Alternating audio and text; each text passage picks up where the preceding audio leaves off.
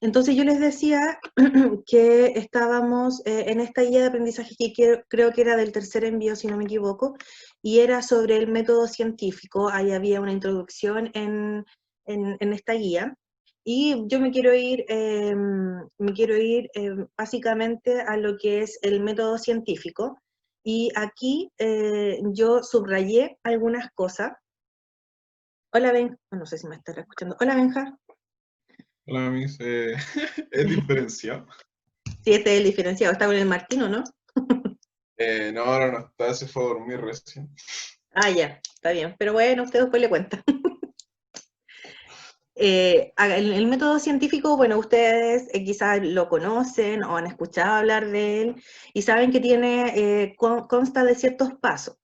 El método científico, el primer paso que tiene este método científico es la observación. Y la observación es la información que se adquiere a través de los sentidos, o sea, de los 5 sentidos, o de instrumentos también de medición de un hecho o fenómeno natural. Puede ser de cualquier cosa, ¿ya? Dicha observación, en conjunto con los antecedentes, que son los conocimientos previos que uno va a tener sobre lo que va a como experimentar, por llamarlo de alguna forma, que se van a disponer respecto del fenómeno, serán la base que van a originar lo que va a ser la duda o la pregunta que viene a continuación. Luego viene otra parte de este método científico, que es el planteamiento de la pregunta.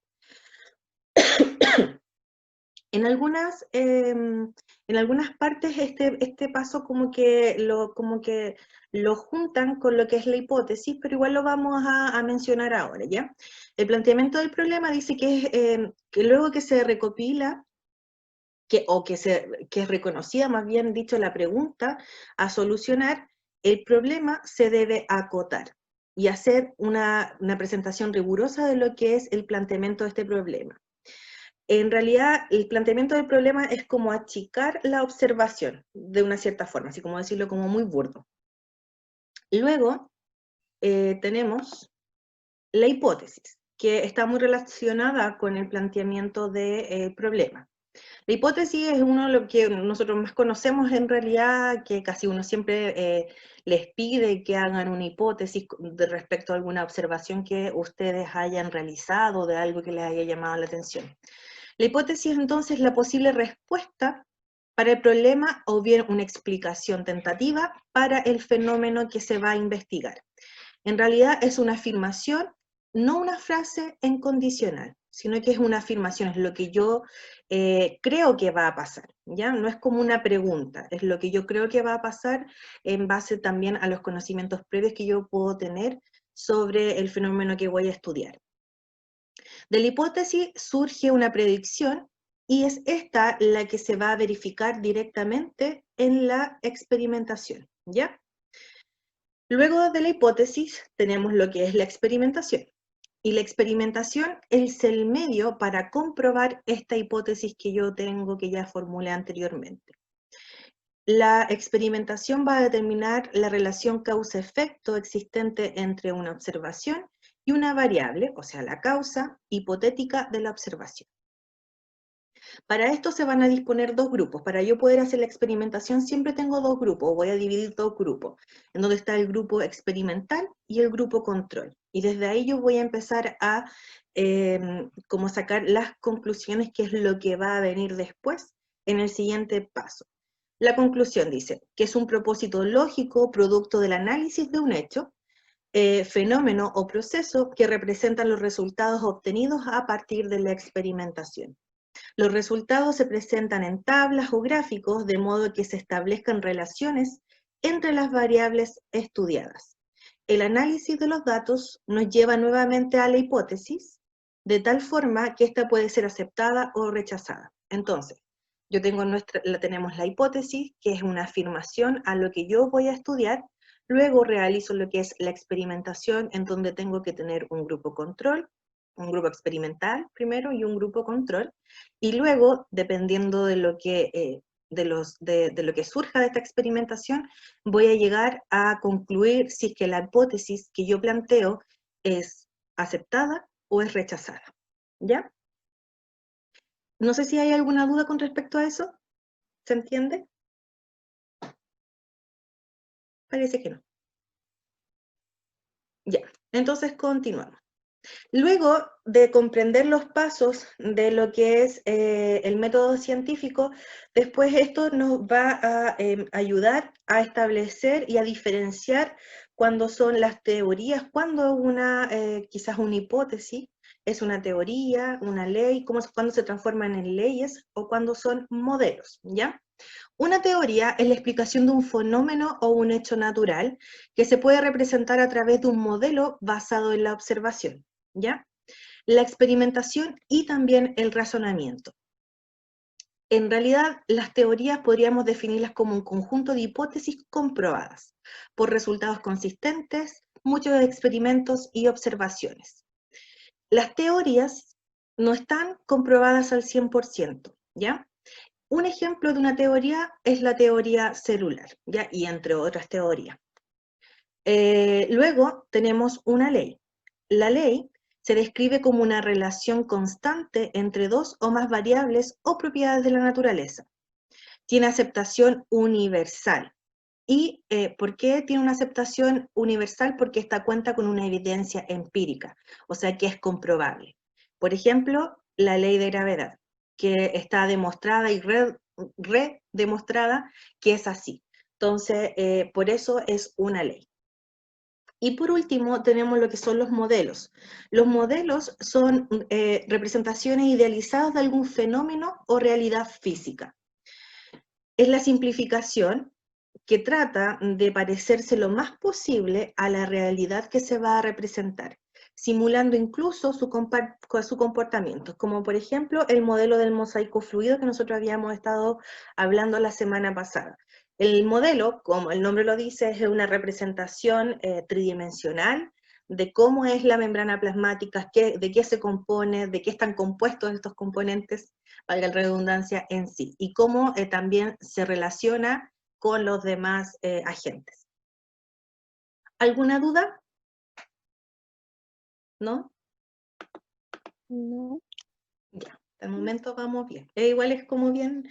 Y luego después de esto, venía una parte que no estaba segura si repasarla, pero estaban los niveles de organización. Los niveles de organización, nosotros sabemos que la estructura más pequeña que compone el universo, por decirlo de alguna forma, son los átomos, ¿cierto? Que esta estructura diminuta, que al comienzo, bueno, átomo significaba sin división y era lo más pequeño que componía todo lo que era la materia. Sin embargo, después se descubrió que sí estaba compuesta por otras estructuras que son los electrones, los protones y los neutrones, que son partículas subatómicas. Los átomos, una de las características bueno, tenemos como en primer lugar este átomo que va a componer o que va a ser parte de todo lo que es la materia.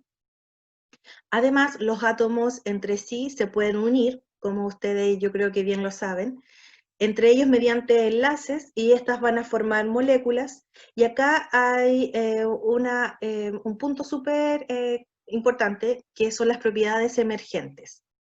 Las propiedades emergentes aparecen en un determinado nivel de organización, producto de una nueva organización de las partes. O sea, en este caso es la nueva organización, por ejemplo, que le podemos dar a los átomos, que esto al unirse van a formar moléculas, y a esto lo vamos a definir como propiedades emergentes. Por ejemplo, las moléculas de agua, ¿ya? Hay ahí ya algo más concreto. También tenemos las macromoléculas, como por ejemplo los carbohidratos, las proteínas y los ácidos nucleicos. Estas representan otro nivel de organización, que estas las vamos a conocer más adelante. Yo no me acuerdo si les envié el material de esta, pero las vamos a repasar en realidad. Estas macromoléculas pueden organizarse en complejos denominados organelos también. Estos organelos son considerados elementos subcelulares, ya que desarrollan una función específica dentro de la célula y poseen una estructura bien definida. Ustedes ya conocen los organelos que estuvimos hablando en la primera clase, y que también forman parte de estos niveles de organización celular. Luego, tenemos también diferentes tipos de organelos, unos más complejos que otros, y la capacidad como ser complejo o no también estaba determinada por la función que iban a cumplir y también por la cantidad de membranas que van a tener, ¿ya? Entre ellos teníamos las mitocondrias, y que ustedes acá pueden observar una mitocondria, el retículo endoplasmático, entre otros. En el siguiente paso, de niveles de organización, surgen las propiedades emergentes más importantes de toda la vida, que es la célula, ¿ya? No sé si me lo escucharon. Como ustedes saben, en biología, la estructura más pequeña que compone todo ser vivo es la célula, y las células se asocian a otras células, y ahí nosotros empezamos ya con este nivel, donde tendríamos ya los átomos, luego tendríamos estas macromoléculas, las células, y que estas se van a asociar y van a formar tejidos. Cuando estos tejidos se van asociando y van teniendo como una función mucho más específica, van a formar estructuras más complejas denominados órganos, y así hasta formar lo que es un organismo, ¿ya? Sin embargo, este organismo, que vendría siendo, por ejemplo, en el caso de nosotros, nosotros no estamos solos en el mundo, sino que también estamos en contacto con otras especies. Pero también existen individuos que solamente están agrupados en cierta región, y que a estos organismos de una misma especie nosotros los vamos a denominar población. Cuando la población empieza a generar interacciones con otras especies, como en el caso de nosotros, vamos a formar lo que son las comunidades, ¿cierto? Que son las interacciones entre diferentes especies. El hábitat en donde va a residir esta especie se va a denominar también biotopo.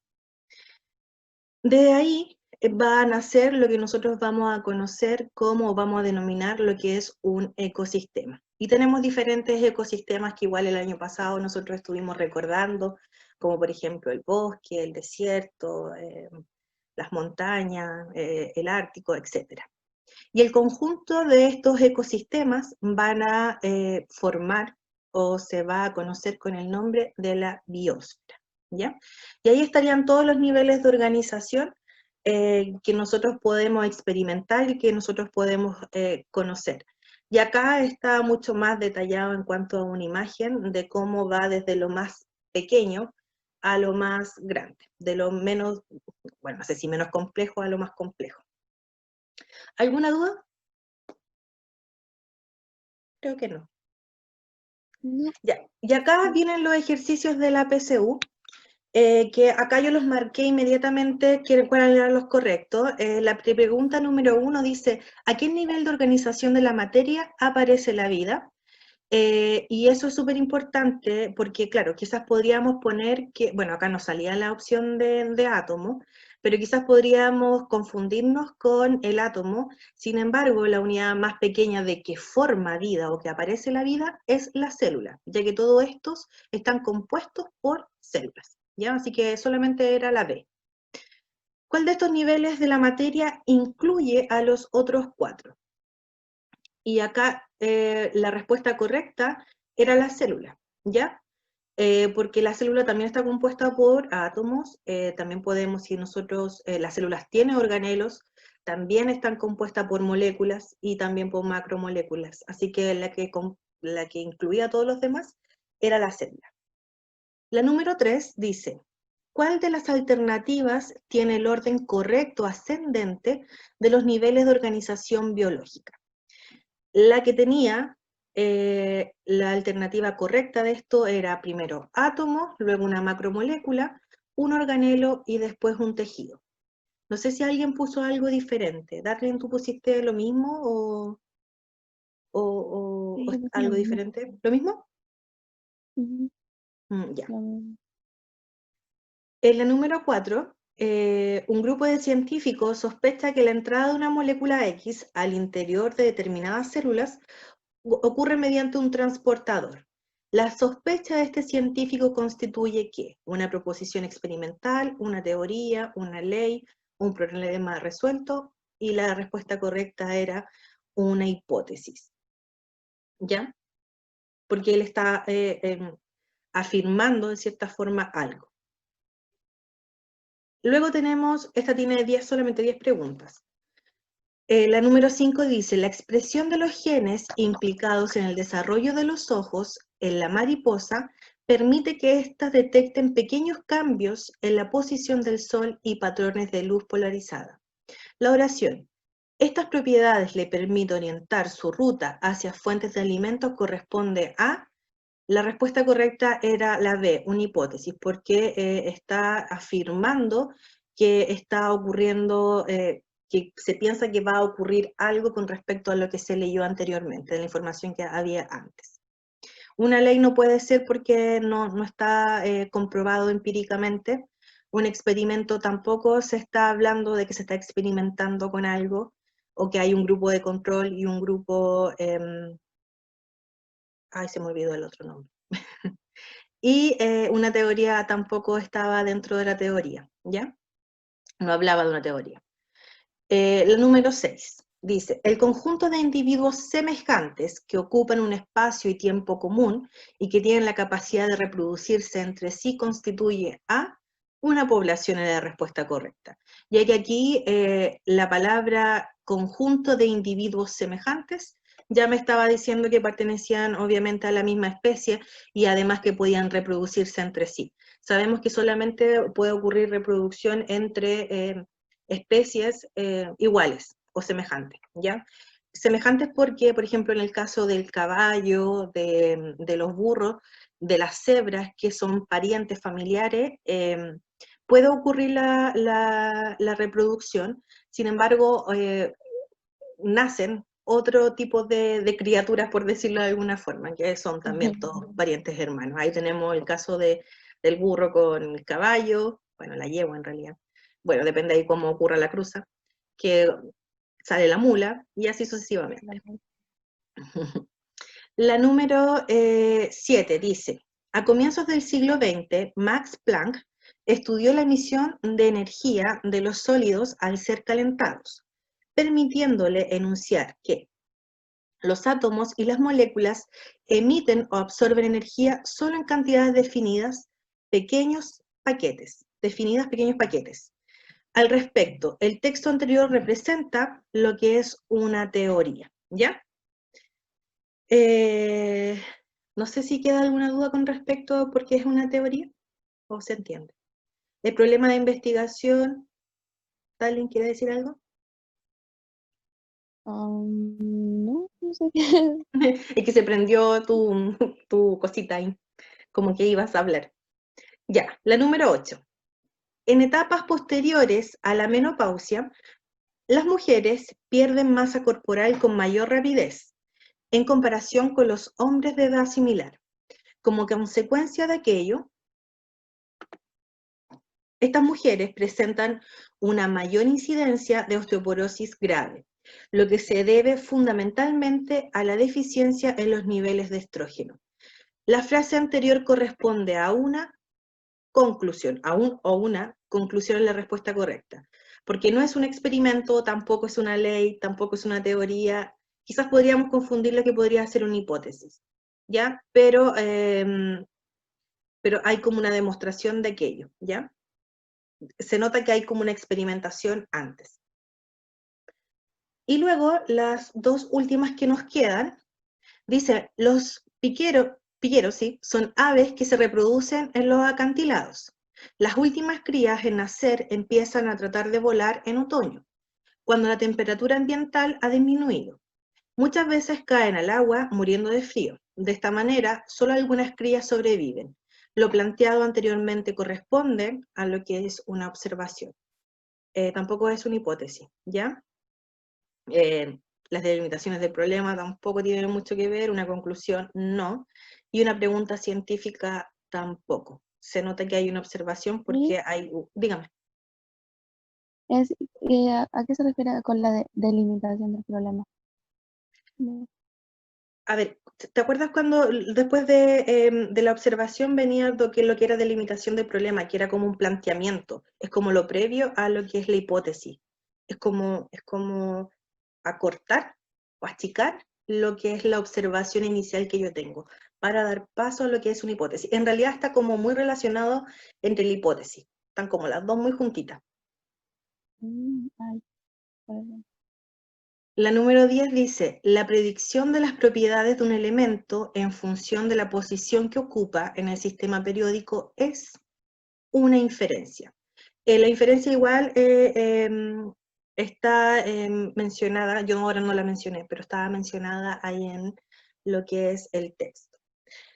Y esto sería, pues chicas, no sé si tienen alguna duda, quieren comentar algo.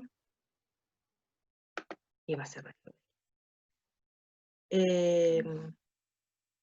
No sé si les sirvió la revisión, estaban bien, contestaron, tienen algunas malas. No me Hoy había en dado realidad cuenta que me faltaba una. ¿Por qué no me dijo? te faltaba una. No había respondido a las dos. Ah, pero se le Cuando le pasó. mandé la foto no me había dado cuenta. No, aquí no me da, todavía no las reviso todas. Entonces voy revisando de a poquito ahí. ¿Y usted, Emilia, había hecho esta guía o no? No, Miss, no lo había hecho. Ah, ya, entonces le sirvió ahora para contestarla. Sí. La verdad que igual esta parte es como súper